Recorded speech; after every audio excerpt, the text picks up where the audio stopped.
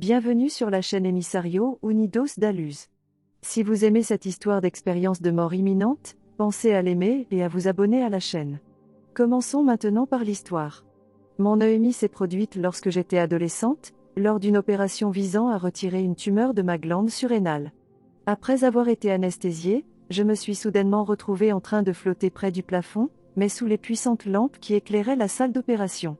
Bien que je ne sois qu'à quelques mètres au-dessus de l'opération, j'avais l'impression d'être dans une cathédrale, avec le plafond qui s'élevait bien au-dessus de moi.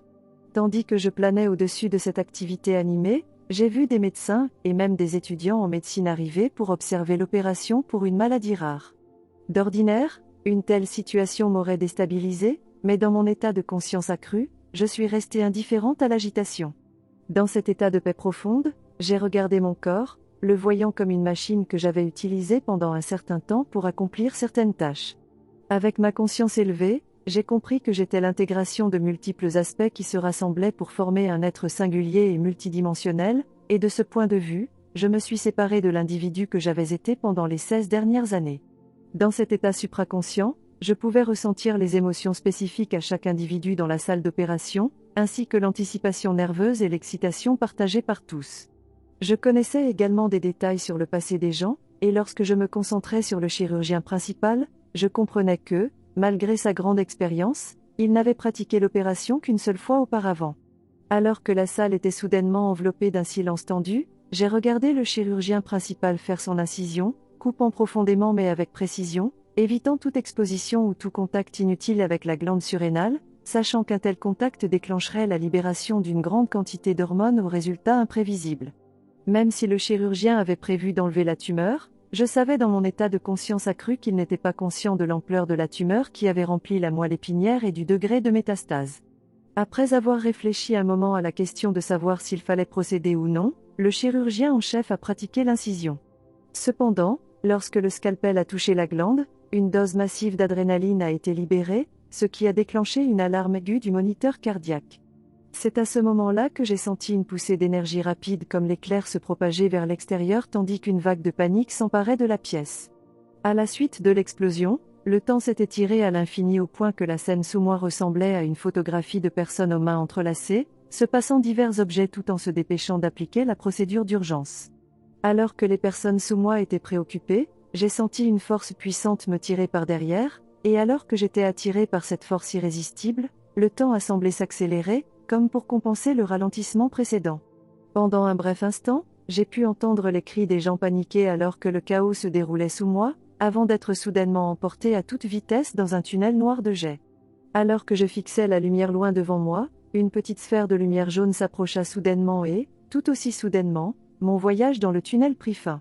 C'est alors que je commençais à tomber et j'ai eu l'impression d'avoir chuté sur une certaine distance avant de m'arrêter dans un endroit étrange. À cet endroit, le haut et le bas semblaient relatifs à mon orientation, un peu comme dans l'espace, et l'atmosphère dense et brumeuse semblait briller d'une teinte jaune laiteuse. Soudain, 5 êtres de lumière jaune d'apparence humaine apparurent devant moi, le chef semblait être une femme et je pouvais distinguer plus clairement les traits du visage lorsque je n'essayais pas de me concentrer sur eux. Rayonnant une énergie chaleureuse et accueillante alors que nous communiquions par télépathie, ces êtres m'emmenèrent dans un endroit étrange au milieu du brouillard jaune.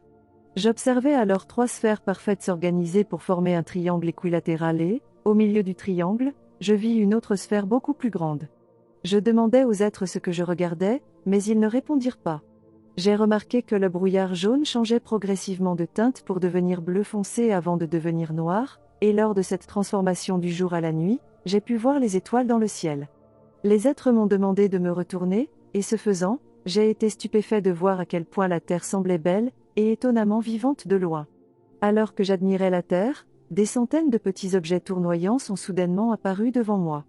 L'un de ces types d'objets tournoyants semblait laid et menaçant, sa forme antédiluvienne ridiculement déformée semblant être assemblée à partir d'un nombre infini de pièces. J'ai vu à l'intérieur et autour des orbes qui semblaient être des êtres vivants magnifiquement conçus, et alors que je concentrais mon attention sur eux, 3 ou 4 types de ces êtres sont soudainement apparus devant moi, des êtres qui mesuraient 2,5 mètres à 3 mètres de haut, m'observant depuis un appareil quelconque. « Qui êtes-vous » leur ai-je demandé. « Vos amis » ont-ils répondu. Les êtres pointèrent alors vers la terre et lorsque je me retournai pour regarder dans cette direction, je vis un rayon de lumière bleue semblable à un laser traverser la Terre avant de poursuivre son voyage à travers le cosmos. La Terre commença alors à briller d'un magnifique halo bleu, et je sentis une grande vivacité émaner d'elle tandis que les êtres de la Terre irradiaient des énergies de paix, de bonheur et d'enthousiasme joyeux. C'est alors que je sentis l'attraction de la gravité terrestre me tirer en arrière, loin de mes amis, à qui j'ai eu à peine le temps de dire adieu. Alors que je volais vers la Terre à grande vitesse, je me retrouvais une fois de plus dans cet endroit de brouillard jaune, l'endroit au-delà du temps.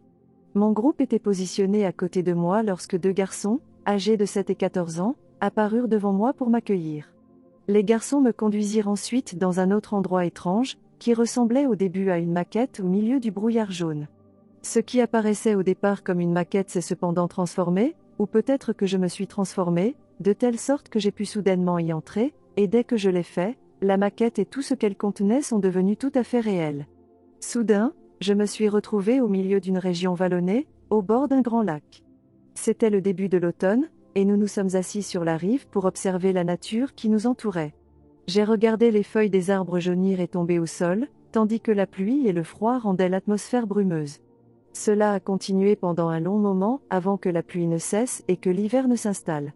Pendant cet hiver, j'ai vu la neige tomber et le lac geler. L'hiver a semblé durer très longtemps, mais finalement, l'eau des ruisseaux a recommencé à couler, et la glace sur le lac a commencé à crépiter de manière assourdissante avec l'arrivée du printemps.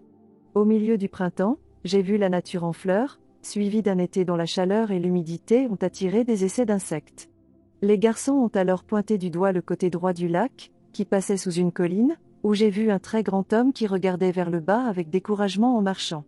L'homme, qui semblait avoir entre 40 et 45 ans, conduisait un cheval qui tirait une charrette au retour d'un voyage de 2 ou 3 jours dans une ville voisine où il était allé vendre ses produits. Soudain, tout s'est assombri et il m'a semblé que je regardais le monde à travers ses yeux. En regardant à travers ses yeux, chaque aspect de sa vie m'est apparu instantanément.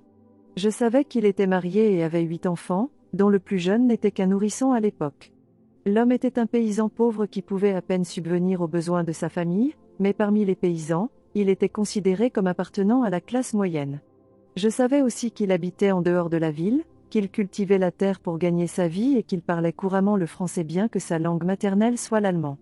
Debout au sommet d'une colline pour contempler le hameau gris et lugubre d'un certain âge au centre de la vaste vallée devant lui, l'homme réfléchissait à la ville et à ses rues étroites, qui étaient profondément enduites d'un mélange de boue, de déjections animales et d'excréments humains. Il se rappela aussi comment une femme sale et édentée lui avait jeté au visage un objet dégoûtant qu'elle vendait, et les enfants sales et sans pantalon qui le regardaient avec des yeux écarquillés.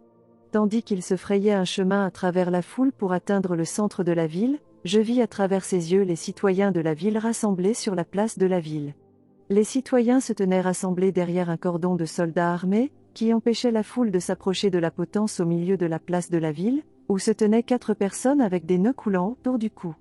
Alors que l'homme regardait les visages de ceux qui allaient être pendus, il remarqua que l'un d'eux était son fils de 14 ans, et je le reconnus immédiatement comme le plus âgé des 2 garçons qui m'avait fait signe d'entrer dans la maquette. L'homme, réalisant que l'un des condamnés était son fils, poussa un rugissement et se précipita vers la potence dans une tentative désespérée de le sauver, mais fut intercepté par l'un des chevaliers, dont l'épée lui transperça le cœur, le faisant tomber et mourir instantanément.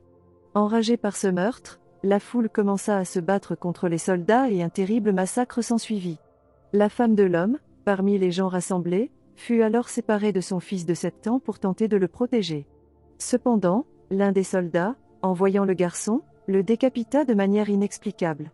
Je reconnus cet enfant de 7 ans comme étant le plus jeune des 2 garçons qui m'avaient fait signe d'entrer dans la maquette. Soudain, je me retrouvais en état de choc post-traumatique sur la rive du lac, tandis que les enfants me calmaient alors que j'étais assise là, pleurant et tremblant, me rappelant tout ce dont j'avais été témoin. Je repris finalement mes esprits et les 2 garçons m'aidèrent à m'éloigner de la maquette pour rejoindre le groupe d'êtres de lumière qui m'attendait. Soudain, l'atmosphère devint sombre et je fus très effrayée, encore plus lorsque je remarquai que les êtres de lumière commençaient à paniquer. « Que se passe-t-il » criai-je à plusieurs reprises, perturbée, tandis que mes amis me regardaient avec des expressions d'horreur. C'est à ce moment-là, alors que mon destin était sur le point de se déterminer, que j'ai soudain entendu une voix très lointaine qui m'implorait de me calmer et me rassurait que tout allait bien se passer. Alors que j'écoutais la voix et parvenais à me calmer, j'ai remarqué que l'ambiance s'éclaircissait à nouveau et que les êtres de lumière retrouvaient leur calme. Dans l'atmosphère illuminée du brouillard jaune, les enfants m'ont pris à part et nous avons eu une conversation sur les choses que je n'avais pas encore vécues dans ma vie. Ils m'ont prévenu que j'oublierais tout ce dont nous avions parlé. Puis je me suis retrouvée soudainement de retour dans la salle d'opération, allongée sur la table d'opération. Un membre du personnel médical recousait la coupure dans ma peau, mais je n'étais pas capable de bouger ou de dire quoi que ce soit pour leur faire savoir que j'étais réveillée. J'ai ressenti de la douleur devant mes yeux tandis que je regardais les enfants me dire au revoir de loin dans le brouillard jaune. Bientôt, nous nous reverrons, répétait-il sans cesse. Je savais déjà que, même enfant, j'avais vécu pendant longtemps dans un endroit très sombre et désagréable, un enfer, pourrait-on dire, à cause d'une décision néfaste prise dans une vie antérieure. Je savais aussi que j'étais censé mourir sur la table d'opération. Mes péchés ont cependant été rachetés par Dieu et j'ai eu à nouveau la possibilité de continuer à vivre ma vie humaine, même si c'était en tant que personne ayant une lourde charge à porter. Je sais maintenant pour quels actes il a été décidé que la rétribution devait être imposée, mais c'est une autre histoire. Après cette expérience de mort imminente, je me suis réveillée instantanément en tant que nouvelle personne, même si le changement a été progressif. Aujourd'hui, cependant, j'ai une compréhension différente du monde, des priorités différentes et ce que je considère comme mon devoir. La spiritualité et la croissance spirituelle sont des éléments importants de ma vie et sans eux, ma vie n'a que peu de sens pour moi. L'EMI m'a donné la capacité de regarder à la fois en avant et en arrière dans le temps et de voir, malheureusement, que je n'étais pas une personne de haute vibration dans mes vies antérieures. Je tiens à souligner que mourir n'est pas quelque chose de spécial. Vivre et poursuivre sa vie avec un but est bien plus spécial et important. Lorsque j'ai raconté mes expériences pendant l'EMI à mes parents, ma mère s'est mise à pleurer en m'expliquant que c'était elle qui m'avait encouragée à me calmer à ce moment critique de l'opération en me parlant intérieurement. La dernière chose que je veux dire, c'est que je crois en Dieu et que l'essence de Dieu incarne l'amour, la compassion et le pardon.